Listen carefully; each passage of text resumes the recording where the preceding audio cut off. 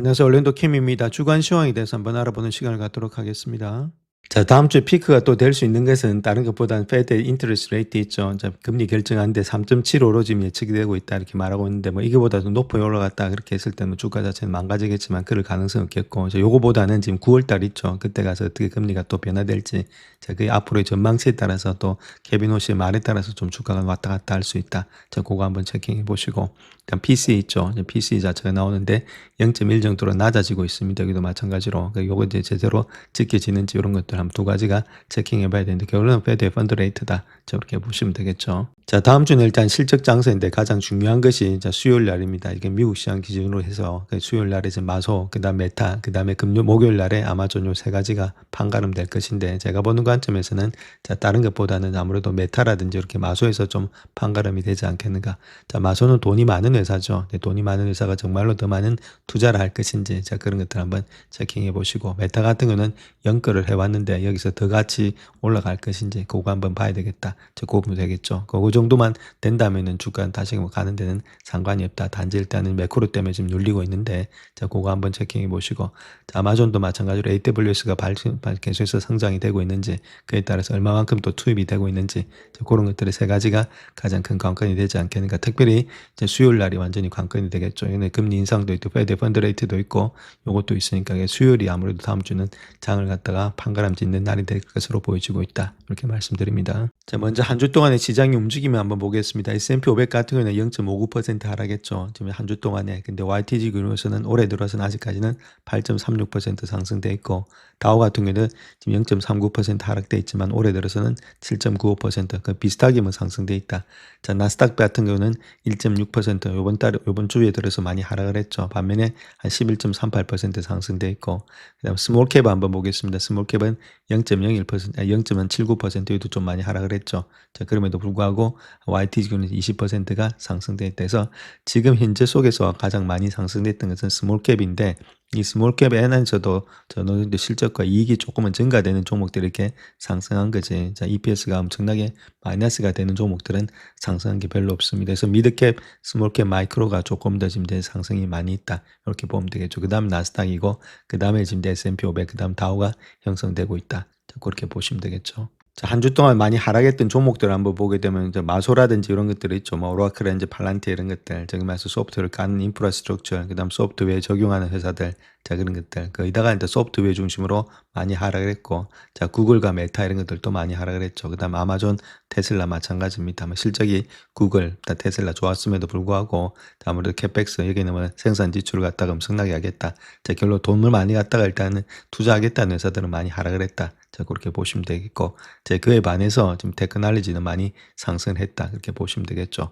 그런 가운데 한 주 동안은 많이 상승했고, 반도체 장비, 즉 말해서 인프라를 까는 회사들은 상승했고, 여기서 자본 지출이 나와서 돈을 투자하는 회사들은 하락을 했다. 이렇게 말하고 있죠. 그래서 돈을 투자하는 회사들은 하락한 반면에 그 돈을 가지고 계속해서 자기들이 이익을 나타내는 회사들은 상승을 했다. 자, 그런 모습이 한 주 동안의 모습이었다. 이렇게 보시면 되고, 그래서 지금은 시장 자체가 지금 돈을 투자하는 게 중요한 게 아니라 어느 정도 실적을 갖다가 계속해서 나타낼 수 있느냐, 자, 그걸 감당할 수 있느냐가 더욱더 관건이 되고 있다. 자, 그렇게 보시면 되겠죠.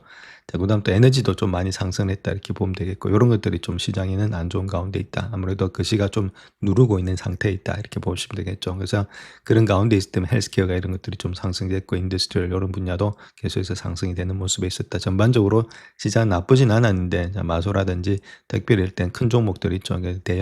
대형 종목들이 하락하다 보니까 시장의 좀 심리는 그렇게 좋지는 못했다. 이렇게 보시면 되겠습니다. 자, 그래서 한 주 동안의 퍼포먼스 한번 보시게 되면 지금 이제 11개 섹터 중에서 8개가 다 상승을 했다. 이렇게 보시면 되고, 나머지 안 좋았던 것이 컨슈머 디펜스, 그 다음에 시크릿이라든지 커뮤니케이션 서비스 이런 것들 뭐 구글, 테슬라 이런 것들이 포함되고 있어서 그렇다. 이렇게 보시면 되겠죠.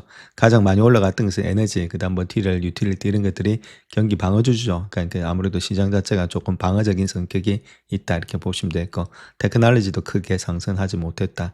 시장 자체가 조금 방어적으로 흘러가고 있다. 그 이유는 금리가 많이 올라가고 있기 때문이다. 그렇게 보시면 되겠습니다. 자, 그렇다면 1월 1일부터 시작해가지고 지금 7월 달까지 YTG 기준으로 했을 때, 좀 섹터별로 봤을 때 어떤 에코티 섹터가 많이 갔느냐. 자, 그렇게 했을 때, 자, 그거 한번 보시게 되면 가장 많이 갔던 것이 에너지죠.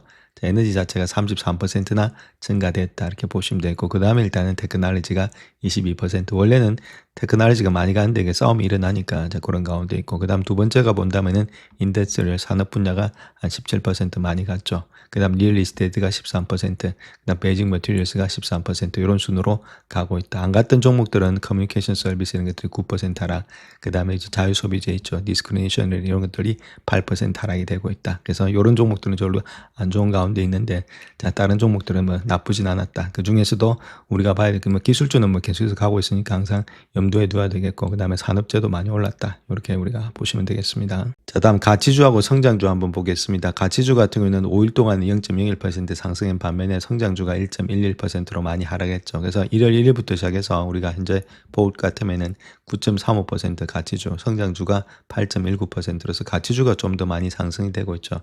그러니까 우리가 포트를 만드실 때 항상 기술주만 해야 되는 건 아니고 이렇게 포트를 나누셔서 조금만 가지고 계셔야 얘가 이렇게 1% 내려갈 때 얘는 0.01%로 방어를 해준다는 겁니다. 그래서 한 곳에 너무 몰빵을 하시면 안 된다. 저렇게 말씀을 드립니다. 그러니까 전체 시장 한번 보겠습니다. 전체 시장 봤을 때 월드 에코티 있죠. 이거 자체는 한 주 동안 0.45% 좀 하락을 했고 좀 많이 하락을 했죠. 그럼에도 불구하고 이머징 마켓은 0.09% 상승, 미국을 제외한 세계도 0.02%가 상승됐다. 자, YTG 근로소는 거의 다가 상승됐고 특별히 이머징 마켓 있죠. 자, 신興시장 한국 같은 것들, 자, 일본 같은 것들이 좀 많이 상승이 되고 있었다. 이렇게 보시면 되겠죠. 아직까지도 이 시장이 조금 더 상승의 여력이 있다. 그렇게 보시면 되겠습니다. 자, 현재 1월 1일 기준으로 해가지고 많이 올라갔던 나라들을 한번 보겠습니다. 그 나라들 가장 많이 올라갔던 나라는 일단 재팬이죠. 재팬이 한 12%. 자, 그 다음에 브라질 원재료가 있는 회사가 12%. 자, 그 다음 미국이 한 8% 정도 올라가고 있다. UK도 한 7% 올라가고 있다. 이렇게 보시면 되겠고, 차이나가 가장 낮게 11% 하락이 되고 있다. 이렇게 보면 되겠죠. 그래서 재팬이 가장 많이 올라가고 있고, 그 다음에 미국, 자, 이런 식으로 가고 있다. 이렇게 보시면 되겠죠. 뭐 브라질도 마찬가지고 원재료를 가지고 있으니까, 자, 그런 것들이 형성되고 있는데 미국도 그렇게 나쁘진 않고 있다. 자, 그렇게 이야기를 할 수 있겠죠. 자, 그 다음 또 장기채 한번 보겠습니다. TLT 20년짜리 있죠. 자, 요거 한번 보시게 되면은 지금 이제 YTG 금융 했을 때는 4.49%가 하락되고 있고, 5일 동안도 1.5%가 하락되고 있다. 자, 결론적으로 금리가 뛰니까 이렇게 채권 가격은 계속해서 떨어질 수밖에 없죠. 누군가는 사줘야 되는데 지금 채권을 사줄 사람이 없다는 겁니다. 이거 살 바사 다른 것들 지금 이제 빅테크 있죠. 빅세븐에 있는 종목들. 그런 구글 같은 회사채가 더 많이 주는데 구글 사지 이거 사지 않는다는 거겠죠. 자, 그런 가운데 있기 때문에 자, 매수세가 없기 때문에 계속해서 지금 이제 가격은 떨어지고 금리는 올라가고 있다. 자, 그렇게 보시면 되겠죠. 자, 그 다음에 골드란지 실버, 그리고 플래티늄 이런 것들이 있죠. 한 주 동안 조금씩은 올라갔습니다. 한 주 동안 좀 올라갔지만은 전반적으로 봤을 때 YTG로 했을 때는 계속해서 하락이 되고 있죠. 즉 말해서 금리가 계속해서 올라가다 보니까 달러가 올라가겠죠. 달러나 이런 데는 계속해서 넣어놓으면 예금이라든지 이자가 나오는데 이런 이자가 안 나오니까 좀 많이 하락했다. 이번 주에 올라갔던 것은 너무 지정학적 위험이 좀 커지니까 이런 것들이 반영이 된 것이 아니겠는가. 자, 그렇게 볼 수가 있겠죠. 그래서 달러 지수 같은 경우는 한 주 동안에 0.88% 상승했고 지금 이제 YTG에서는 5.73%가 달러가 계속해서 올라가고 있다는 겁니다. 돈의 가치는 금리하고 똑같죠. 금리가 뛰니까 계속해서 달러가 올라간 반면에 파운드, 유로, 그다음 재패니스 yen 이런 것들은 다 하락이 되고 있다. 올해 들어서도 많이 하락이 되고 있죠. 뭐 재팬 같은 경우는 엄청나게 하락이 되고 있는 가운데 있다. 그렇게 우리가 보시면 되겠습니다. 자, 트럼프가 지금 타코가 나와 있는 상태가 있는데 그 이유를 보게 되면 지금 5.16%나 지금 올라가고 있죠. 30년물 금리가. 그렇다면 이렇게 뛰면은 결국은 지금 이제 MBS 모기지 금리 이런 것들도 엄청나게 뛰고 있죠. 자, 그러니까 그런 것들을 견디질 못한다는 겁니다. 그러니까 타코 나올 수밖에 없는 그런 입장인데 여기서 더 뛰어버리면은 완전히 좀 망가질 가능성이 많이 있으니까 자, 그럴 때마다 한 번씩 타코가 나왔다. 자, 그렇게 보시면 되겠고. 자, 그렇다 하더라도 뭐 쉽게 지금 이제 금리가 내려오기는 쉽지가 않다. 그래서 이런 금리 때문에 아무래도 시장이 많이 압박을 받고 있다. 이렇게 보면 되겠죠. 자, 10년물 금리 역시도 4.68까지 올라왔다. 보통 보면 뭐 4.5 밑에서 형성이 되고 있었는데 이런 것들이 많이 올라왔고 2년물 금리 역시도 계속해서 뛰면서 지금 4.33까지도 올라와 있는 상태 있죠. 그래서 금리가 너무 많이 뛰다 보니까 지금 이제 이런 것들의 거시 경제적인 압박으로 인해서 시장이 달리는 데는 상당히 조금 이제 거북한 상태이기 때문에 주가가 바로 올라가기가 힘들다 이렇게 보면 되겠죠. 자, 이때까지 금리를 극복하고 올라갔던 그런 반도체 역시도 지금 이제 금리가 너무 많이 뛰게 되면은 올라가는 데는 힘이 든다. 자, 그렇게 우리가 보시면 되겠습니다.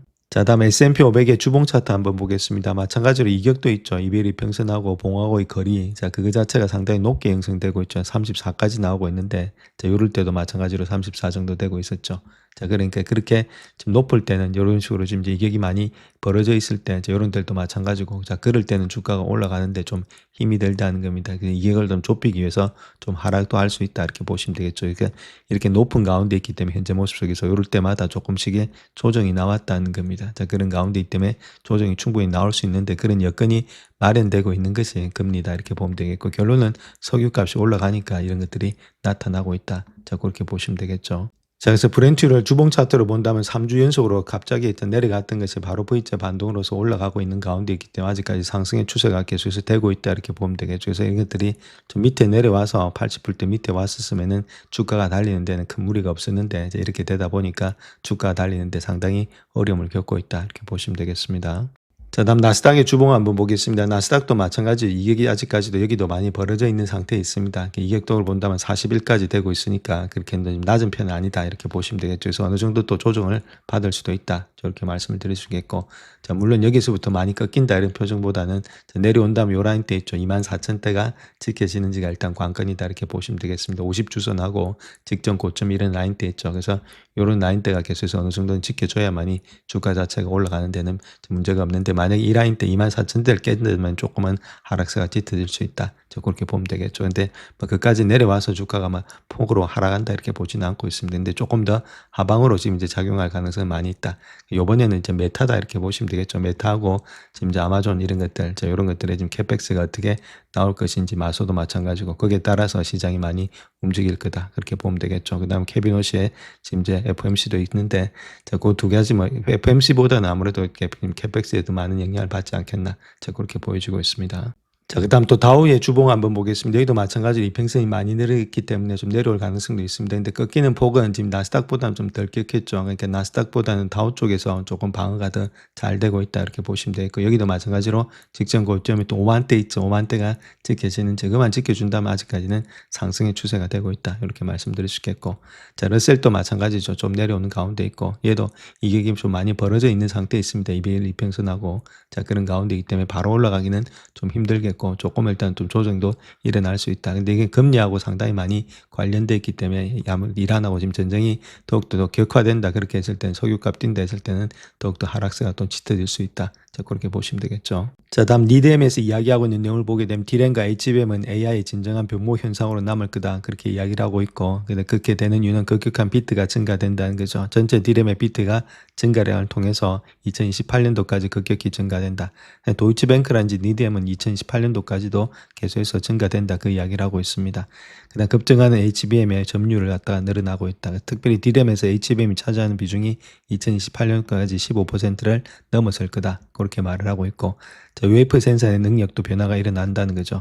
HBM 전용의 디램 웨이프 생산 능력이 급격하게 증가해서 2028년도까지는 전체 디램 웨이프의 거의 50%가 HBM에서 사용될 거다. 자, 그렇게 이야기를 하고 있습니다. 그래서 이런 것들 봤을 때는 2028년도까지도 아직까지 쇼티지가 나타나고 있다. 그렇게 이야기를 하고 있죠. 자, 그래서 두 가지 차트 하나 보시면 디램 비트의 그로스 폴캐스트고, 이거는 디램의 웨이퍼 캐퍼시티 있죠. 이 두 가지를 나타내고 있는데, 자, 요거 자체를 만들면 디램의 성장이 계속해서 되고 있다는 겁니다.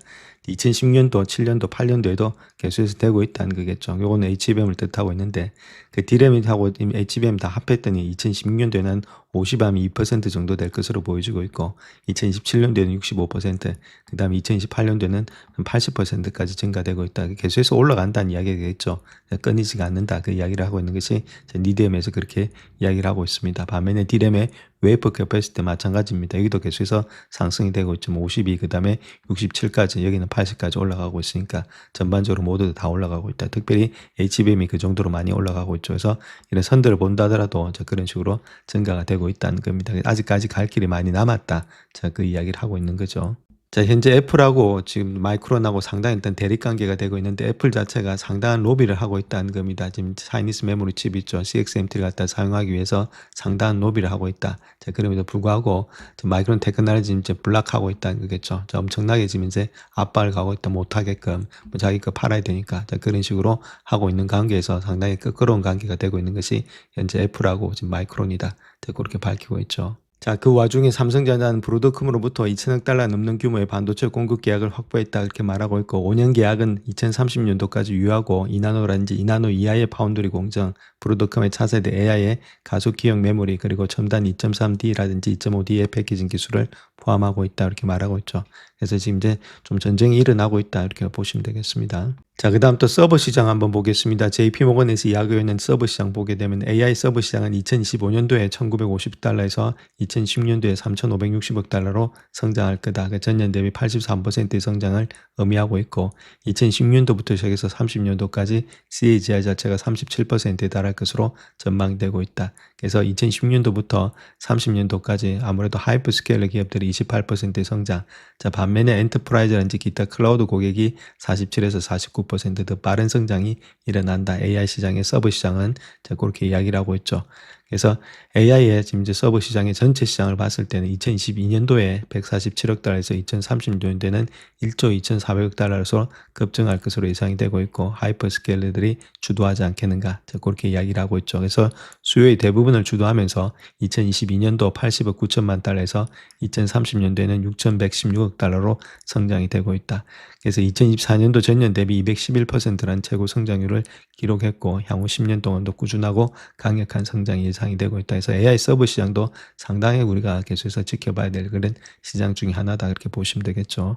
그 다음 전체 서버 시장의 점유율을 봤을 때는 엔비디아가 전체 시장 점유율이 18%에서 33%로 크게 확대됐다 이렇게 말하고 있고 특별히 델과 슈마큼 같은 회사들 역시도 2026년도입니다. 5년도가 아니고 14에서 9%는 유지될 것으로 예측이 되고 있다 이렇게 말하고 있죠. 그래서 전반적으로 봐서 아무래도 엔비디아의 급증이 계속해서 일어나지 않겠나 그렇게 볼 수가 있겠죠. 자, 그래서 AI 서버 마켓을 수치로 한번 보게 되면은 상당히 많이 늘어나고 있다는 거죠. 이거 보시게 되면 2016년도부터 시작해서 2030년도까지 보시게 되면 이렇게 많이 늘어난다는 겁니다. 83%에서 2015년도에 6년도 갈 때 많이 늘어나고 그 다음에 50일, 40일, 30, 26이니까 자, 전반적으로 뭐 성장세는 조금 줄어들고 있다. 그럼에도 불구하고 성장은 계속해서 늘어나고 있다. 이렇게 보면 되겠죠. 자, 그런 가운데 있고 또 하이퍼스케일러가 그만큼 더 많이 늘어나고 있다. 이렇게 보면 되겠죠. 자, 그런 가운데 있다면 아무래도 2010년도가 좀 피크가 되고 있고 그다음부터는 약간씩의 지금 이제 성장률은 조금씩 낮아지고 있다. 자, 그렇게 우리가 보시면 되겠죠. 자, AI 서버의 마켓을 쉐어하는 회사들 한번 볼 것 같으면 아무래도 엔비디아가 가장 많다는 겁니다. 47%. 자, 그 다음에 델이 한 11%, 그 다음 슈마컴이 11% 이런 식으로 일단은 3사가 거의 다가 차지하고 있다. 이렇게 보시면 되겠죠. 자, 먼저 전쟁부터 한번 보고 가겠습니다. 미국의 공습 중단에도 불구하고 이란과의 전쟁이 홍해와 카스피로 확대되고 있다. 자, 그렇게 일단 밝히고 있죠. 자, 미국이 13일 공습 끝에 공습을 중단했죠. 공습을 중단했던 이유는 트럼프의 타코다 이렇게 보시면 됩니다. 분쟁 확대, 미국의 방위물자 고갈, 동맹국과의 관계 악화, 그 세계 에너지 공급의 차질 이런 것들 우려 때문에 공세를 갖다 강화하려는 것을 계획을 철회했다 그렇게 이야기를 하고 있죠. 여기까지는 좋은데 중요한 건 이란과 연계된 지금 후티 반군이 지진과 안보에 있는 사우디 아람코 시설을 공격하면서 긴장이 홍해 지역으로 다시금 옮겨가는 모습이 있다. 전쟁이 확대되고 있다. 이렇게 보시면 되겠죠. 자, 반도체 한번 보시게 되면 SK 하이닉스의 미국 주식의 프리미엄은 AI 거품에 대한 또 다른 경고 신호를 보내주고 있다. 자, 그렇게 이야기도 하고 있죠. 자, SK 하이닉스는 이달 초에 뉴욕 증시에 상장된 ADR을 발행했는데 ADR 자체가 서울 증시에 상장된 주식의 10분의 1에 해당되고 있는데 한국 주식으로 전환될 수 있다는 거겠죠. 그래서 ADR의 프리미엄 자체가 지금 16에서 51%를 오가고 있다. 그래서 보통 ADR이 한 29% 정도 프리미엄을 지금 이제 기록하고 있는데 금요일 기준으로 해서 자, 기업에 투자하기 위해서 훨씬 더 많은 비용을 지불하고 있다는 겁니다. 지금 한국에서보다는 이러한 가격 차이 때문에 이런 것들은 차익 거래로 좀 좁혀질 수 있는데 주식을 매수하고 더 비싼 주식으로 전환한 후에 후자를 매도해서 서로 가격이 가까워지도록 할 수 있는 경우다. 근데 저 과정이 어렵다는 거겠죠. 물론 지금 SK 하이닉스 ADR은 한국 주식으로 전환할 수 있지만 규제상의 제약으로 인해서 회사 승인 없이는 또 거래를 되돌리기 어렵다. 그런 것도 있겠고. 그래서 지금 ADR을 공매도하는 그런 헤지펀드는 미국의 달러 대비해서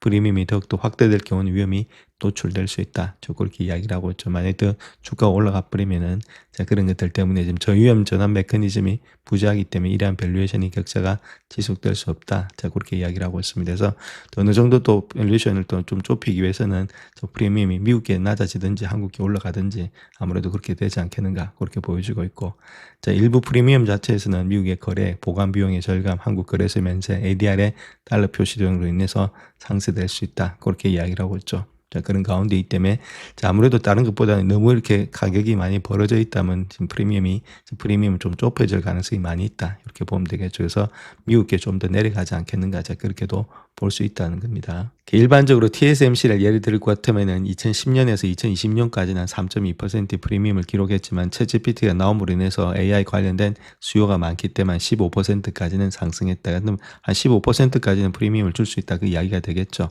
자, 그렇게 했을 때 그걸 맞추기 위해서 지금 이제 SK 하이닉스가 미국에서 추가 정권을 발행할 경우는 프리미엄이 줄어들 수 있는데, 자, 특별히 그렇게도 할 수 있겠지만 ADR의 가격 자체가 하락되면서 조정이 이루어질 수 있다. 아까 말씀드렸듯이 ADR 가격이 하락되면은 프리미엄이 좁혀지죠. 자, 그렇게 했을 때는 아무래도 ADR 보유자는 더 큰 손실을 입을 수 있다. 그 이야기를 하고 있는 거죠.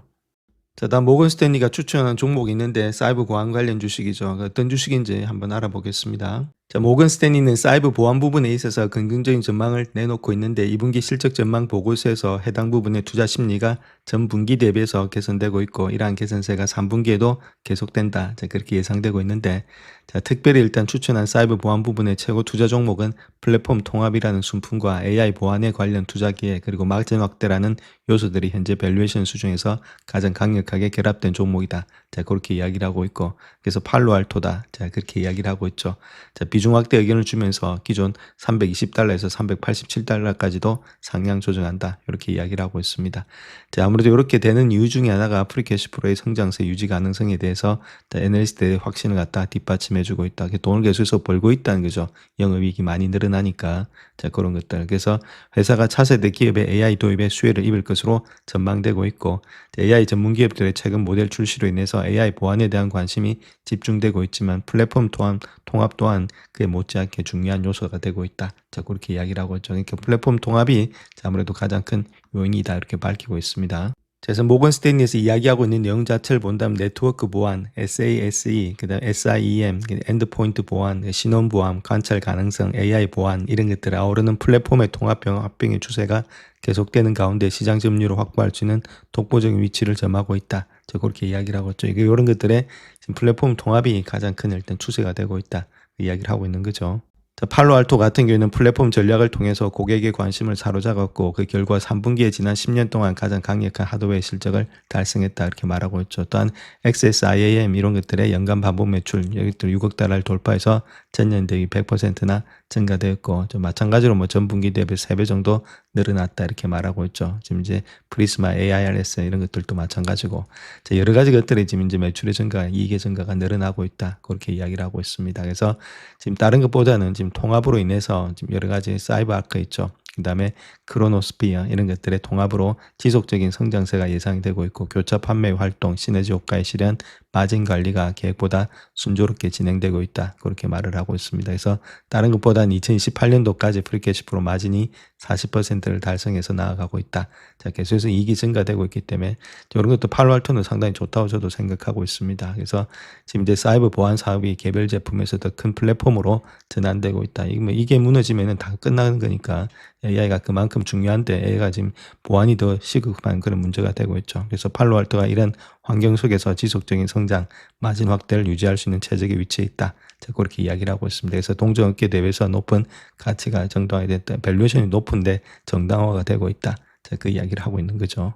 자, CXMT도 마찬가지로 98억 달러 규모의 IPO 후에 상하이 증시의 역사적인 대비가 되고 있다. 자, 그렇게 현재로서 밝히고 있죠.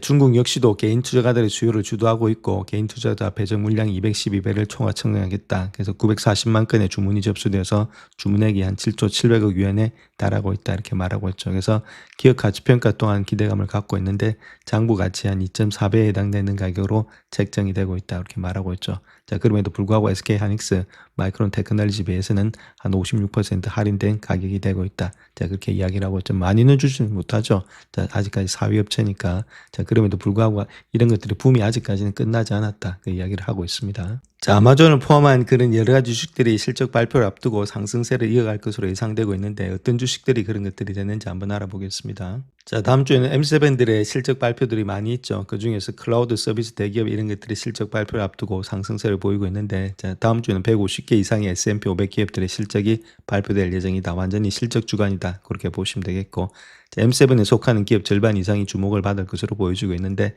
자, 애플이 이번 주에 발표의 중심이 되겠고, 마소, 그다음 메타, 아마존이 수요일과 목요일에 실적을 발표한다. 자, 가장 중요한 것은 지금 누차 말씀드렸지만은 메타, 마소, 아마존이다. 이렇게 보면 되겠죠.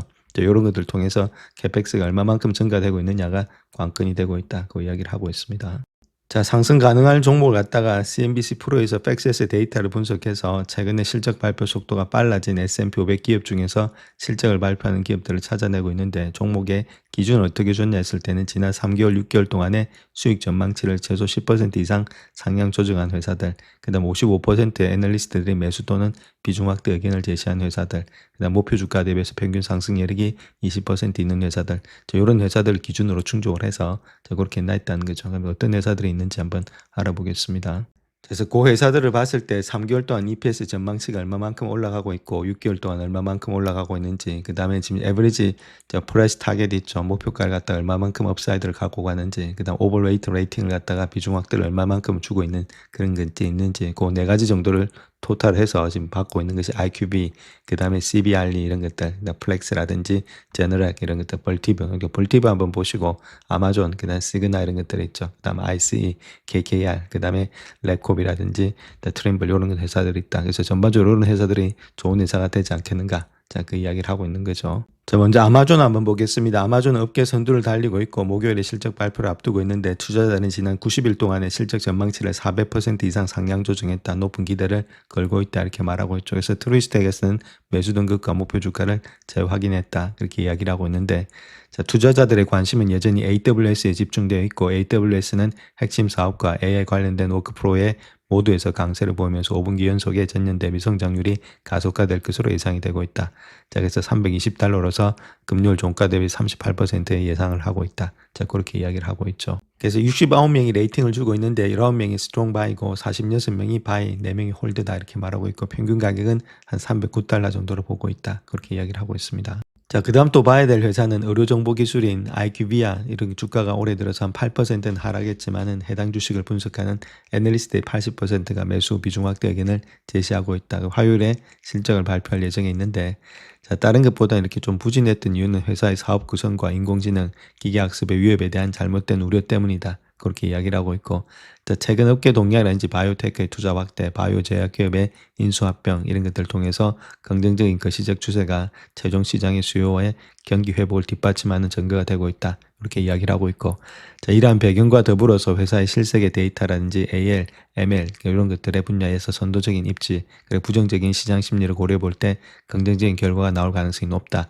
그렇게 이야기를 하고 있죠. 그래서 도이치뱅크는 목표 주가를 $240로 설정하고 있다. 자, 그렇게 현재로서는 이야기를 하고 있죠. 그래서 25명이 레이팅을 주고 있는데 7명이 스트롱 바이고 12명이 바이, 그 다음에 6명이 홀드다 이렇게 말하고 있고, 평균 가격은 지금 현재 $234 정도가 되지 않겠나 그렇게 보여주고 있습니다. 자, 그 다음 또 봐야 될 회사는 벌티브 홀딩스다 이렇게 보면 되겠죠. 전력이라든지 냉각 분야를 전문으로 하고 있다 이렇게 말하고 있고, 거기서 주당 순이익의 전망치가 393%가 조정되었다. 지난 3개월 동안 엄청나게 올라갔다는 이야기가 되겠죠. 자, 그런 가운데 있기 때문에 시장 수익률 상해 등급과 $370의 목표 주가를 제시하고 있다가 금요일 종가 대비 27%의 상승 여력이 있다. 이렇게 이야기를 하고 있죠. 주가가 많이 올라갔음에도 불구하고 더 올라갈 가능성이 많이 있다. 그 이야기를 하고 있는데, 자, 버티브 자체를 이렇게 높게 주는 이유는 엔비디아와의 탄탄한 협력 관계를 통해서 혁신적인 면모를 보여주고 있다. 자, 엔비디아와 버티브는 여러 가지 AI 인프라의 프로젝트에서 협력해 왔고, $240억 규모의 자본 배분 전략 또한 매우 매력적이다. 그래서 버티브가 메가와트당의 수익률의 확대, 서비스의 추가 구축 이런 것들을 통해서 자본을 갖다 유용하게 활용할 수 있는 방안이 되고 있다. 자, 그렇게 이야기를 하고 있죠. 자, 버티브도 32명이 지금 레이팅을 주고 있는데 9명이 지금 이제 스트롱 바이, 19명이 바이, 4명이 홀드다 이렇게 말하고 있고, 평균 가격은 한 $367가 되지 않겠는가. 상승 여력이 한 27%가 있다. 자, 그렇게 밝히고 있죠. 자, 모건 스탠리 같은 경우는 실적 발표 전에 너무 늦기 전에 이 주식들을 매수하라고 조언하고 있는데, 그 주식들을 한번 살펴보겠습니다. 자, 한 5가지 주식이 있는데 알리바마가 있고 그랩, 나테라, 그다음 케이던스, 애플 한 5가지 정도가 있다 이렇게 밝히고 있죠. 자, 첫 번째 회사는 알리바바인데 중국의 글로벌 온라인 시장의 주식이 너무 매력적이어서 무시할 수 없다 그렇게 이야기를 하고 있고, 자, 8월 말에 실적 발표를 앞두고 여전히 최고의 추천주로 꼽고 있는데, 중국 최대의 클라우드 인프라를 보유한 알리바바가 현재 중국에서 진행 중인 인공지능 진화 주기에서 점유율을 확보할 것으로 예상이 되고 있고, 강력한 현금 흐름의 창출 능력, 배당금 지급, 그리고 지속적인 자사주 매입과 같은 다른 긍정적인 요인들도 보고 있다. 그렇게 말을 하고 있죠. 그래서 목표 주가는 190에서 180달러 낮췄음에도 불구하고 주식을 매수해야 된다. 자, 그렇게 말을 하고 있죠. 그래서 주가가 올라갈 가능성이 많이 있다. 자, 그렇게 이야기를 하고 있습니다. 자, 그다음 두 번째 회사는 그랩이다 이렇게 보면 되겠죠. 이게 해석이 되니까 붙잡다 이렇게 된 거고. 자, 모건 스탠리에 따르면 동남아시아의 차량 호출, 그 식료품 음식 배달 업체가 승승장구하고 있는데 8월 초에 발표될 회사의 분기 실적을 앞두고 수요 개선, 성장 가속화 이런 여러 가지 긍정적인 요인을 보여주고 있다. 그렇게 이야기를 하고 있고. 자, 2분기 매출은 22%가 증가되고 있고 조정 이비타는 1억 6,600만 달러에 달할 것으로 예상이 되고 있다. 견조한 실적을 기대한다는 거겠죠. 그래서 목표 주가를 주당 5.9달러에서 6.25달러로 상향 조정한다. 그러니까 추가적인 자사주 매입 여지도 보고 있다 이렇게 말하고 있고, 위험 대비 수익률이 매우 매력적이다. 자, 그렇게 이야기를 하고 있습니다. 자, 그다음 봐야 될 회사가 세 번째 회사인 케이던스다 이렇게 보면 되겠죠. 전자자동화 시스템 소프트웨어 회사의 기업 가치가 저평가되어 있는데 이번 분기의 실적 전망치가 한 차례 더 상향 조정될 가능성이 꽤 높지만 시장은 이를 충분히 인지하고 있다. 그렇게 말하고 있고, 자, 에이전팅 AI가 그들의 해자를 여는 열쇠가 되고 있다. 그렇게 말하고 있죠. 그래서 아무래도 이런 것들이 하락한다면 좀 매수 관점에서 들어가야 된다. 특별히 내년에는 인수통합, 초기 물리적 AI 모멘텀에 힘입어서 견고한 마진 수익이 회복이 예상되고 있기 때문에 중립 등급과 목표 주가는 370달러를 재확인한다. 자, 그렇게 밝히고 있죠. 자, 그다음 나테라다 이렇게 보면 되는데 목표 주가를 250에서 310달러로 상향 조정한다. 15배 기업 가치를 주고 있고 26년도 매출액 배수를 갖다 반영한 거다. 그렇게 이야기를 하고 있죠. 자, 견조한 성장세라든지 시장 선도력 이런 것들을 고려해 볼 때 정밀 종료화학 분야에서 동전 기업 대비 프리미엄에 해당되고 있다. 그래서 이 정도는 받을 수 있다. 자, 그 이야기를 하고 있죠. 자, 마지막으로 애플인데 애플의 펀더멘탈이 여전히 매우 견고하지만 주가가 사상 최고치 부근에서 거래되고 있는 만큼의 실적 발표를 앞두고 투자 전략은 전반적으로 흠잡을 데 없는 모습을 보여야 되기 때문에 상당히 까다로워졌다. 그렇게 말하고 있고, 자, 애플의 펀더멘탈은 매우 강하고 6에서 18개월 동안 여러 차례 가격의 인상, 그다음 EPS의 상승을 견인할 것으로 예측이 되고 있다. 근데 하나만 약간만 더 미스가 나더라도 시장 자체가 그런 가운데 있기 때문에 또 하락할 수 있다. 자, 그 이야기를 하고 있는 거죠. 영상을 끝까지 시청해 주셔서 감사합니다. 영상이 도움이 되셨다면 구독과 좋아요 부탁드립니다. 감사합니다.